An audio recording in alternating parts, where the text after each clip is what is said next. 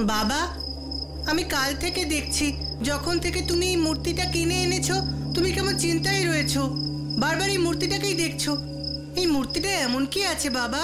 সেটা তো আমিও জানি না আকাশ, কিন্তু এই মূর্তিটা আমাকে খুব খুব টানছে।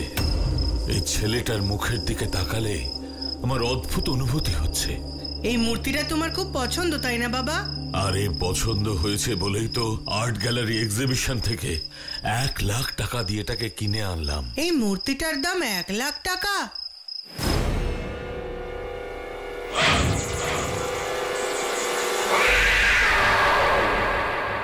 বাবা, মূর্তি কোথায় গেল? হ্যাঁ, আরে তাই তো, ওই ছেলেটার মূর্তি তো এই টেবিলেই ছিল, গেল কোথায়?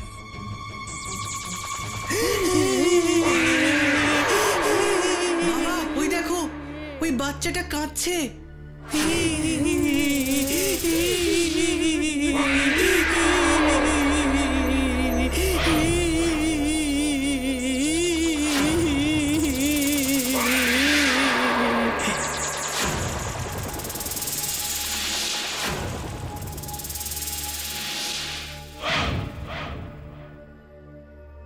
বাবা, ওই দেখো, মূর্তিটা আবার টেবিলের উপর উঠে গেছে। এ তো ভৌতিক ঘটনা বাবা। এ তুমি কোন মূর্তি কিনে এনেছো? না না, এই মূর্তিকে বাড়িতে রাখা যাবে না, রাখা যাবেই না। এই মূর্তিতে ভূত আছে, ভূত। না, ব্যাপারটা খুবই ভয়ানক আর রহস্যময়। এই রহস্যের সমাধান শুধু সত্যপ্রকাশ বাবুই করতে পারেন।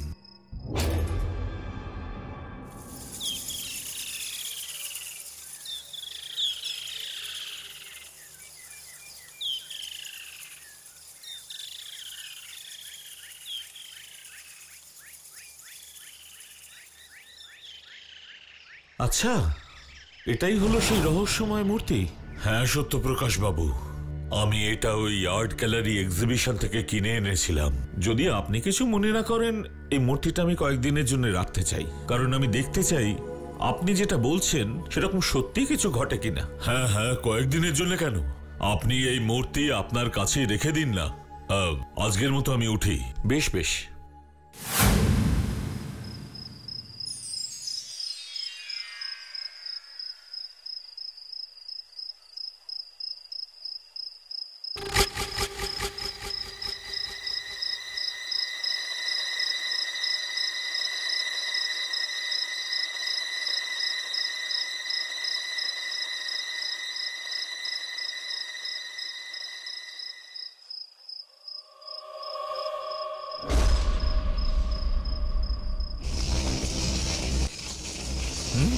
হলোটা কি? এখন তো আর লোডশেডিং হয় না। ও মাই গড!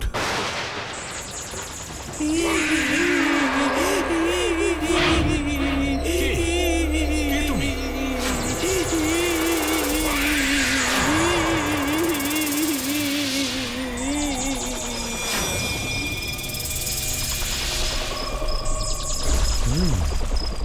তার মানে শশীকান্ত বাবু ঠিকই বলছিলেন।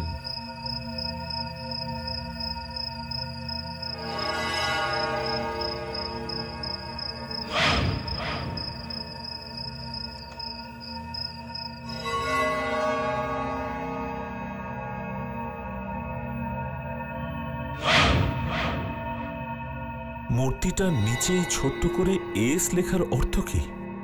এটা কি কোনো ক্লু, নাকি সংক্ষেপে লেখা আছে শিল্পীর নাম? এই প্রশ্নটার উত্তর আমাকে খুঁজে বার করতেই হবে। তার আগে আমার যাওয়ার দরকার।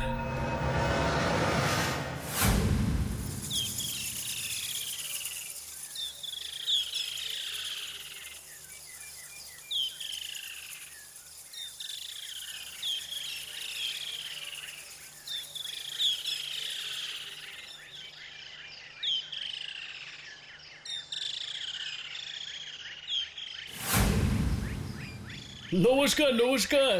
আরে কি সৌভাগ্য আমার, আজ বিখ্যাত ডিটেকটিভ সত্যপ্রকাশ বাবু নিজের চরণ ধুলি আমার আর্ট গ্যালারিতে দিয়েছেন। আগে নমস্কার, আপনি? আগে আমি এই গ্যালারির মালিক মধুসূদন গুপ্ত। গুড। আমার আপনার একটু সাহায্যের প্রয়োজন। হ্যাঁ হ্যাঁ, বলুন না, আপনাকে কিভাবে সাহায্য করতে পারে?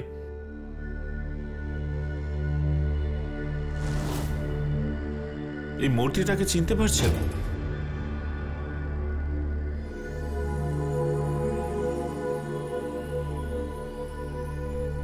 হ্যাঁ, এ তো আমারই আর্ট গ্যালারির মূর্তি।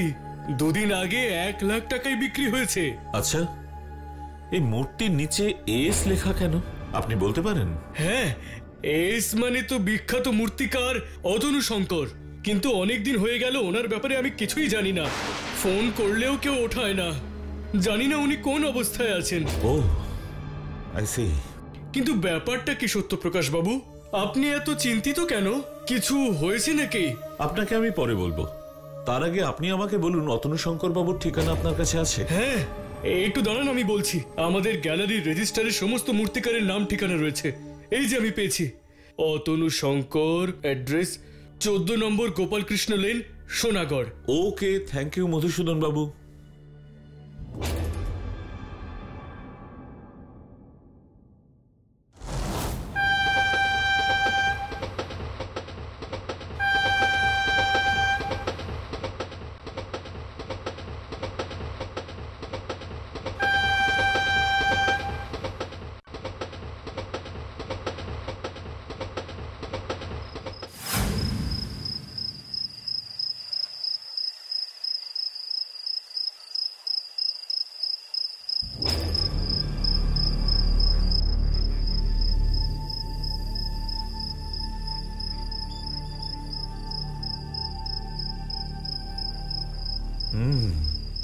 তার মানে এটাই হলো অতনু শঙ্কর বাবুর বাড়ি। নমস্কার অতনু শঙ্কর বাবু। বলুন কি ব্যাপার? আর এত রাতে আপনি আমার বাড়িতে? আর আপনি কে? আগে আমি হলাম ডিটেকটিভ সত্যপ্রকাশ। আপনার বানানো এই মূর্তির ব্যাপারে কথা বলতে এসেছি। ওই মূর্তির ব্যাপারে আমি কোনো কথা বলতে চাই না। আমি এখন মূর্তি বানাই না। কিন্তু আপনার বানানো এই মূর্তিটার ব্যাপারে আমাকে জানতেই হবে।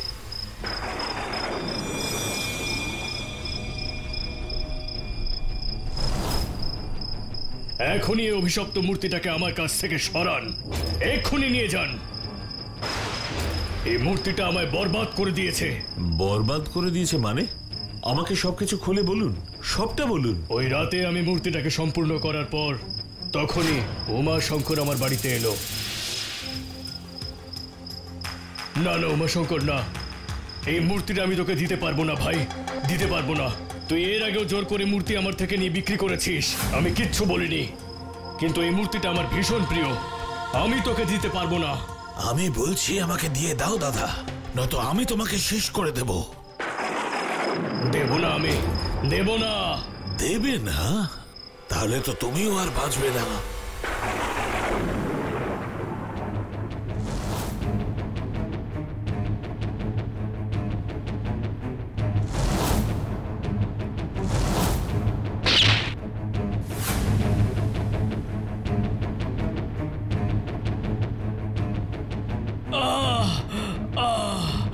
উমা শঙ্কর, আমার মূর্তিটা নিয়ে যাস না।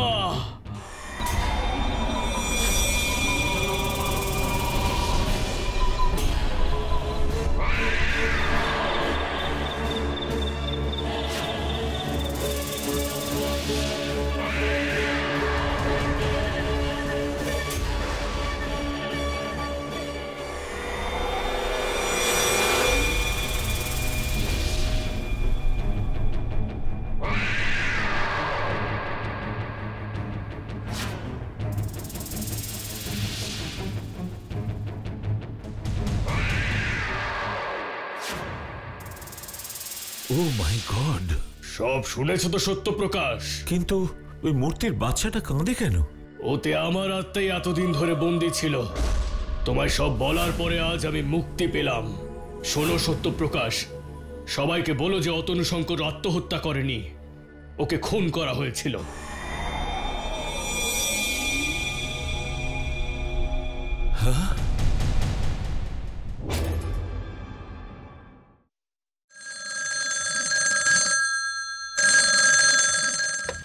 হোয়াট? রতিকান্ত বাবু, আমি আজকেই মাধবপুরের জন্য রওনা দিচ্ছি।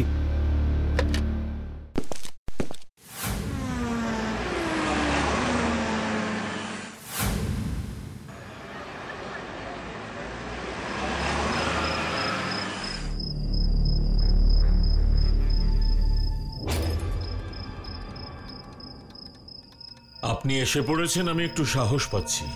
নিশ্চয়ই আপনি জানেন আগে মাধবপুর ফরেস্টে কত জায়গা থেকে কত পর্যটক ঘুরতে আসতেন। পর্যটনের কারণে রোজগারও ভালোই হতো। হঠাৎ করে এই ভূতের উপদ্রব শুরু হয়েছে। দিন হোক বা রাত, ভয়ঙ্কর ভুতুড়ে আওয়াজ শোনা যাচ্ছে। রাতের বেলায় নাকি আত্মাদেরও দেখা যাচ্ছে এখানে। এই কারণে মানুষজন আমাদের মাধবপুর ফরেস্টে আসতে এখন ভয় পাচ্ছে। এই ভৌতিক ঘটনাগুলোও ঘটছে আর বেআইনিভাবে গাছগুলোও কেটে নেওয়া হচ্ছে। কিন্তু আপনি চিন্তা করবেন না, আমি কাল সকালে ইনভেস্টিগেশনের জন্য মাধবপুর ফরেস্টে যাব। ঠিক আছে, রাত তো এখন অনেকটাই হলো, আপনি বরং এখন বিশ্রাম নিন। রামু,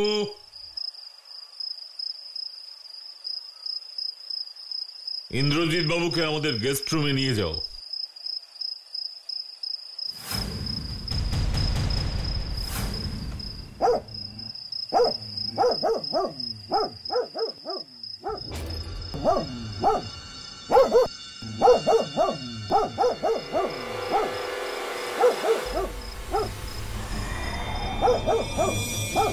ও মাই গড, এই সাদা কাপড়ে কে দাঁড়িয়ে? রামু, রামু, কি হয়েছে বাবু? একবার দেখো তো গাছের নিচে সাদা কাপড়ে কে দাঁড়িয়ে আছে? কোথায়? গাছের নিচে সাদা কাপড়ে তো কেউ নেই ইন্দ্রজিৎ বাবু। যদি কেউ না থেকে থাকে তাহলে এই কুকুরটা কেন চিৎকার করছে? কুকুর? কোথায় কুকুর বাবু? আমি তো ওখানে কুকুর বা সাদা কাপড়ে কাউকেই দেখতে পাচ্ছি না। দেখতে পাচ্ছ না? কই দেখি তো। স্ট্রেঞ্জ, এই তো একজন ভদ্রমহিলা সাদা কাপড়ে ওখানে দাঁড়িয়েছিলেন, কিন্তু গেলেন কোথায়?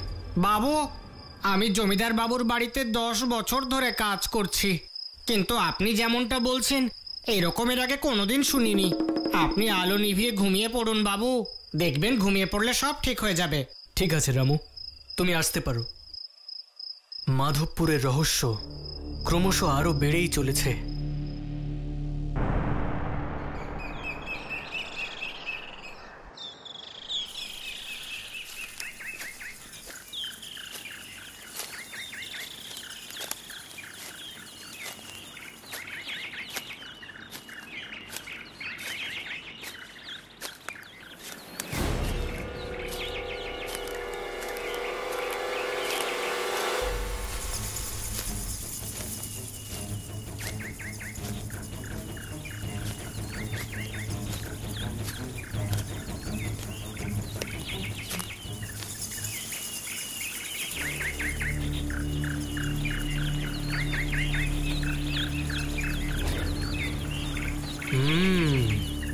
তার মানে ওরা জঙ্গলের পেছন দিক থেকে গাছগুলো কেটে নিয়ে গেছে। কিন্তু রতিকান্ত বাবু তো বললেন যে এখানে রাতে ভূতে ঘুরে বেড়ায়। তারপরেও চোরা কারবারিরা এখান থেকে গাছ কেটে নিয়ে যাচ্ছে। ওরা কি ভূতে ভয় পায় না? নিশ্চয়ই কিছু গন্ডগোল রয়েছে। এখানকার ফরেস্ট ইন্সপেক্টর ভুবন ঘোষালের সাথে দেখা করতে হবে। দেখি এই ব্যাপারে ওনার কি মতামত।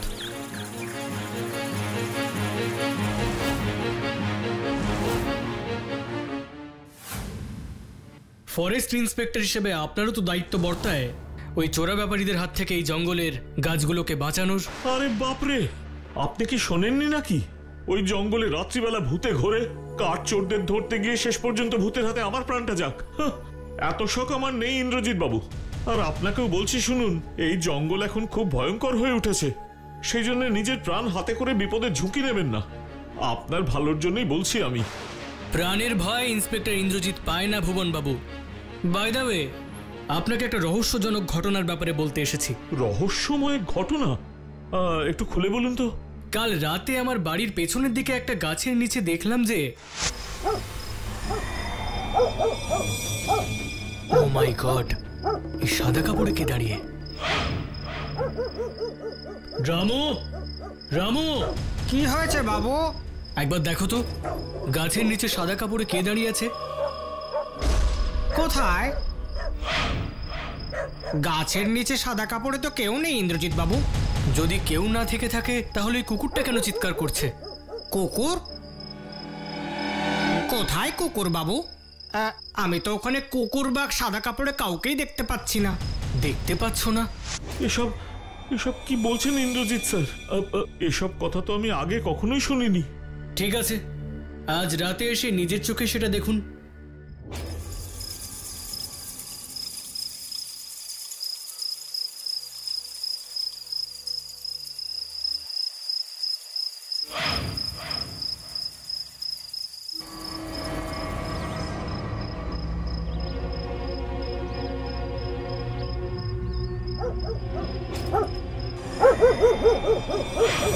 ওই দেখুন ভুবন বাবু, গাছের নিচে সাদা ঘোমটা দিয়ে কেউ একজন দাঁড়িয়ে আছে। কোথায়? আমার চোখে তো কিছুই পড়ছে না। সত্যি আপনি কিছু দেখতে পাচ্ছেন না? কিন্তু আমি, আরে তাই তো, কেউই তো নেই এখানে। এই সমস্ত ভুতুড়ে ঘটনা ইন্দ্রজিৎ বাবু, সাবধানে থাকবেন কিন্তু আপনি, খুব সাবধানে। আপনার ওপর কিন্তু ওনাদের খারাপ দৃষ্টি পড়েছে। আপনি বরং মাধবপুর ছেড়ে এখনই চলে যান। কিন্তু এই রহস্যের সমাধান না করে আমি এখান থেকে যাব না।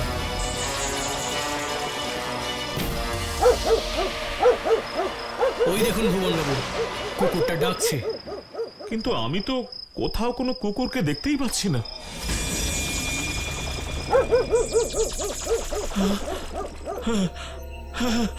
আমি এখন ওই কুকুরটাকে দেখতে পাচ্ছি। ইন্দ্রজিৎ বাবু, এটা তো সেই কুকুরটা। ইন্দ্রজিৎ বাবু, ওই কুকুরটা? ওই কুকুরটা মানে কোন কুকুরটা? আপনি কি এর আগে ওকে দেখেছেন? না না, মানে মানে হলো। কি হলো ব্যাপারটা? ভুবন বাবু কুকুরটাকে দেখে এইভাবে ভয় পেয়ে পালিয়ে গেলেন কেন? তার মানে ওই কুকুরটা আমায় কিছু দেখাতে চাইছে।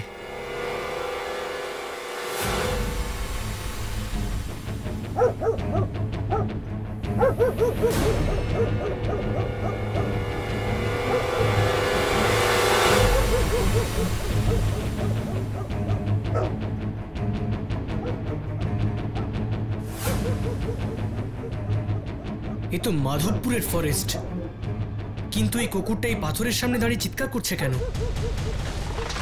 এ তো একটা সুড়ঙ্গ, এর ভেতরে কি আছে?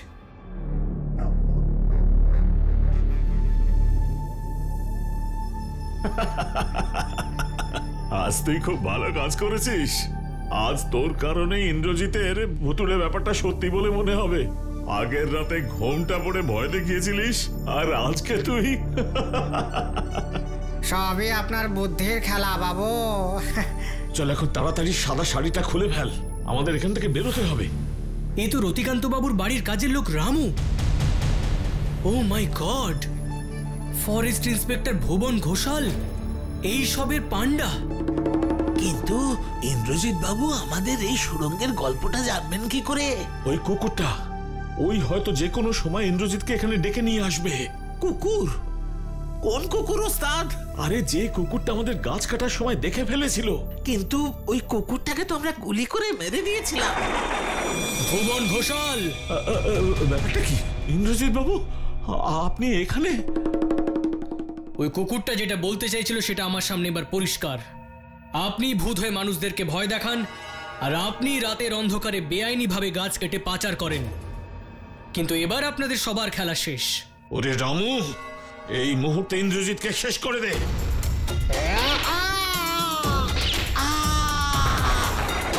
Hands up! বেশি চালাকি করার চেষ্টা করলে আমি কিন্তু গুলি চালাতে বাধ্য হব। আমায় ক্ষমা করে দিন ইন্দ্রজিৎ বাবু, অন্তত এবারের মতো। কোনো ক্ষমা নয়, এবার সোজা জেলে চলুন, কারণ আপনাদের মতো অপরাধীদের ওটাই আসল জায়গা। মাধবপুরের জঙ্গল থেকে চোরা কারবারিদের দল ধরা পড়ল, ভৌতিক রহস্যেরও সমাধান হলো। কিন্তু ওই কুকুরটা জঙ্গলে কোথাও অদৃশ্য হয়ে গেল, ওই রহস্যের কোনো সমাধান করা গেল না।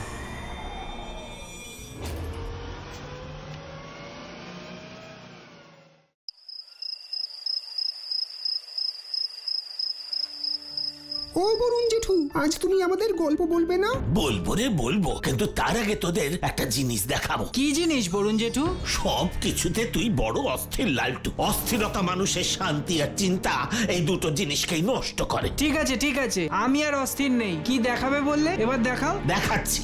আরে বাস, দাবার বোর্ড। কিন্তু এটা কোনো সাধারণ দাবার বোর্ড নয় পল্টু। এই দাবার বোর্ডের পেছনে এক গভীর রহস্য লুকিয়ে আছে। কি রহস্য বরুণ জেঠু? ওরে, সেই রহস্যের কথাই তো আজ আমি তোদের বলবো। বলো।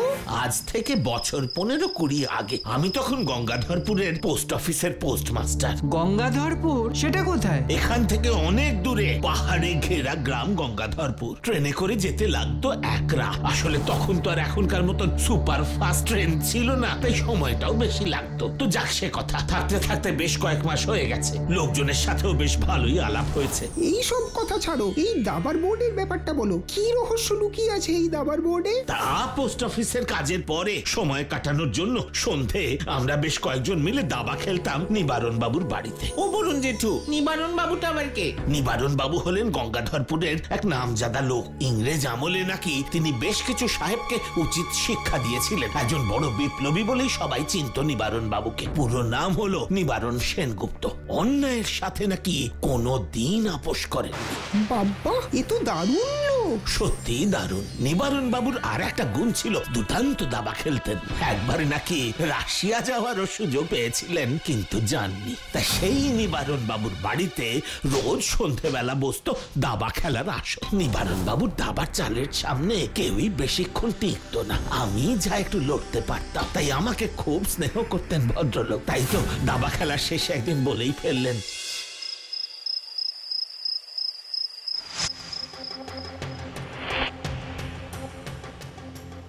সত্যি নিবারণ বাবু, আপনার তুলনা নেই। কিন্তু তুমিও আজ ভালো খেলছো বরুণ। আমার বলতে দ্বিধা নেই যে তুমি ছাড়া এই গোটা গঙ্গাধরপুরে আমার সাথে লড়াই করবে এমন দাবাড়ু আর একটাও নেই। ভালো ভালো, বেশ ভালো দাবার মাথা তোমার।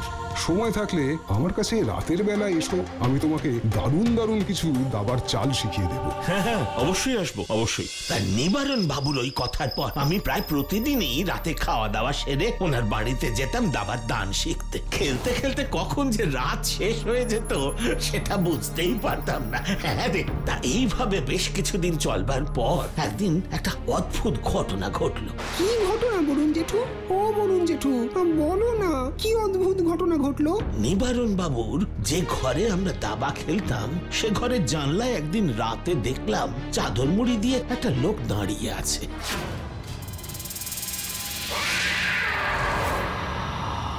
কিরে, দাবা খেলছিস? ও তুই, আয় আয় ভেতরে আয়। কিন্তু আরে কিছু হবে না, এ হলো বরুণ, ভালো মানুষ। তুই ভিতরে আয়, আয় আমি দরজাটা খুলে দিচ্ছি। তারপর কি হলো বরুণ জেঠু? আরে এই ভূতনাথ লোকাই বাকে।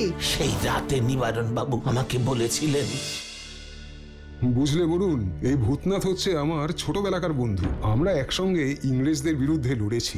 সেসব কথা থাক নিবারণ, তোরা দাবা খেলতো, তোদের খেলা দেখতে আমার বেশ ভালো লাগছে। আপনি খেলবেন ভূতনাথ বাবু? না না, আপনারাই খেলুন। আরে খেল না, বরুণ যখন বলছে খেল একবার। তোর সাথে কতদিন দাবা খেলি না বলতো? তুই যে কোথায় কোথায় ঘুরে বেড়াস কে জানে। আয় আয়, একদম দাবা খেল আমার সাথে। ঠিক আছে, খেলছি।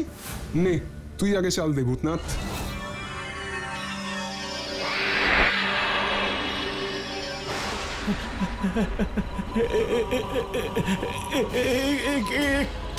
কি দেখছি নিবারণ বাবু? কি হয়েছে বলুন, তুমি এরকম করছো কেন? কি দেখেছো? উনি কে? কে আবার?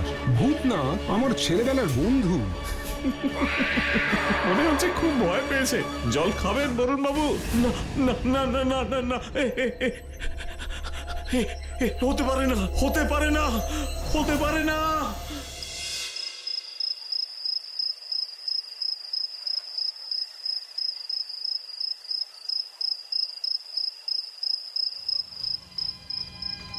ভূতনাথ বাবু, তার মানে আসলে ভূত।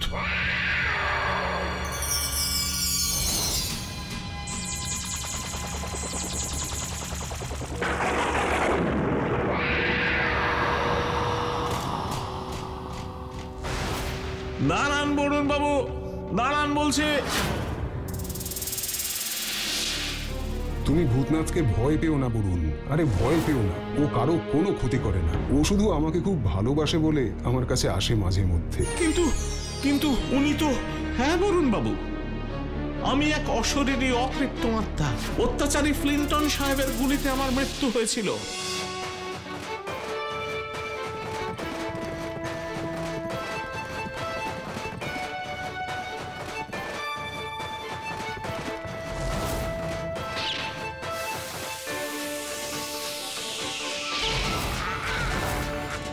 কিন্তু কিন্তু আমি আপনার কোনো ক্ষতি করব না বরুণ বাবু, কোনো ক্ষতি করব না। না না না না না, আপনি আমার দিকে এইভাবে আর এগিয়ে আসবেন না প্লিজ। না ভূতনাথ বাবু, এগিয়ে আসবেন না প্লিজ, আসবেন না, আসবেন না। তারপর কি হয়েছিল বলুন জেঠু? সেই সব আমার আর মনে নেই। কেন মনে নেই কেন?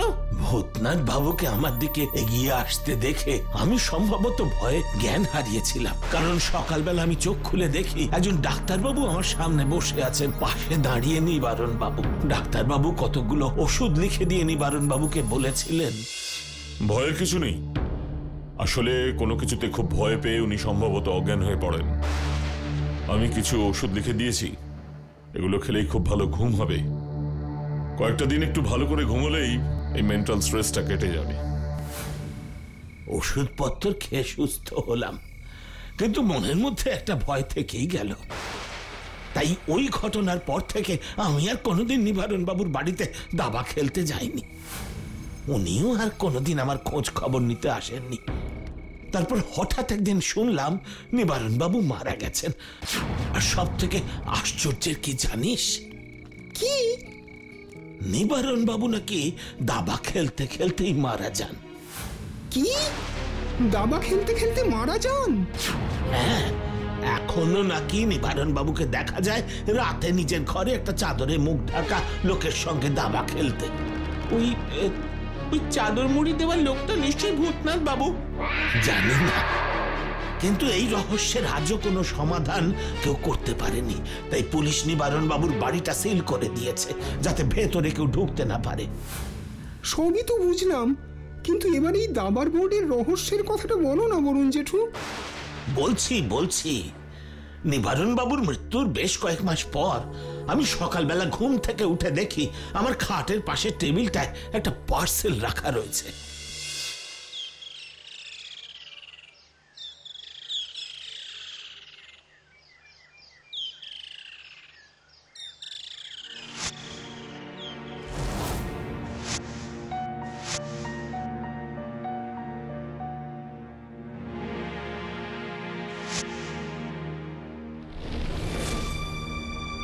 পার্সেল? কিন্তু এই পার্সেলটা আবার কে পাঠালো? কি এটা তো দাবার বোর্ড, এটা আবার কি?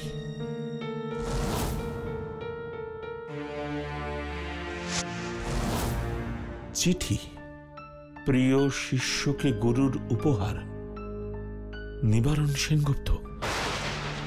ও মাই গড, তার মানে এটা তো সেই দাবার বোর্ড যেটাতে আমি আর নিবারণ বাবু দাবা খেলতাম। কিন্তু কিন্তু নিবারণ বাবু তো মারা গেছেন। তাহলে ওনার দাবার বোর্ডটা কে পাঠালো আমাকে? কে পাঠালো?